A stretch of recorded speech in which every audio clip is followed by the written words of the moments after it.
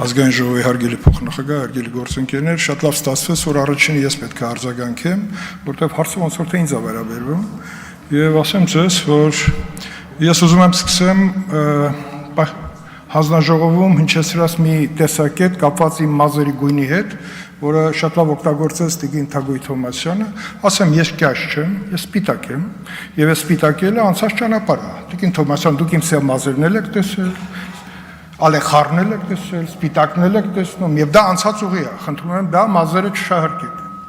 Ինչ վերաբերում է կյաժությունը եւ հարցի քննարկումը, ես ուզում եի հասկանալ ձեր զեկույցից, վերջին հաշվով դուք ինչ եք հասկացել իմ ասացից։ Դուք չասեցիք։ Ասում են ասեք, եթե ես կրկնել եմ հայտնի հոգեվորականի բառերը, որը շատ ավելի կոշտ է ասել, բերանդ լվա։ Շատ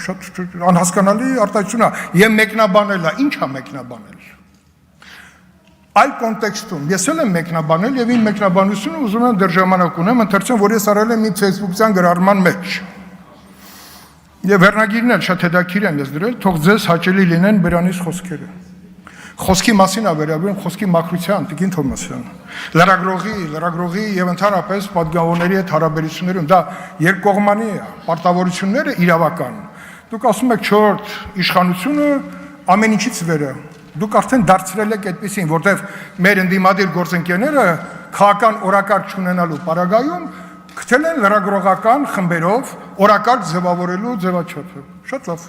Այդ դեպքում, երբ որ ինձ մեղադրում եք, մեղադրեք հստակ, ինչ եմ ես ասել, եւ դուք ինչ եք հասկացել, որովհետեւ ըստ էության իմ ասացի մեկնաբանությունը, թե ես ինչ եմ ասել, ես կարող եմ կարդալ։ Անշուշտ, ես շատ լավ հասկանում եմ, որ որոշ ընդդիմադիր գործիչներն ու նրանց շահերը սպասարկող մի քանի լրագրողներ փորձում են խոսքից իմաստուն ենգափոխել, լարվածության նոր առիթ ստեղծելու իմ անունը շահարկելու նպատակով, սակայն համոզված եմ, որ տհաճ ափսոսանքի արժանի միջադեպ է, ես գրել եմ հաջորդ օրը,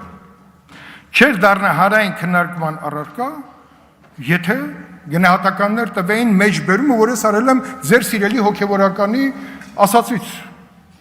Ես որևէ վիրավորական բան չեմ ասել, ես ասել եմ խոսքի մաքրության մասին, որովհետեւ ավելի ինկալելի լինի, ես նույնիսկ վերջում բերել եմ Սաղմոս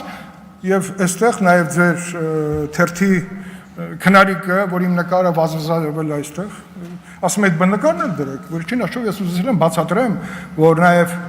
այդ ձևաչափի մեջ խոսքի մաքրությունը շատ կարևոր է։ Իսկ ինչ այդ օրը տեղի ունեցավ, պարզապես ճեպազրույցի ժամանակ Հռիփսի Մեջաբեդյանը մոտեցավ եւ փորձեց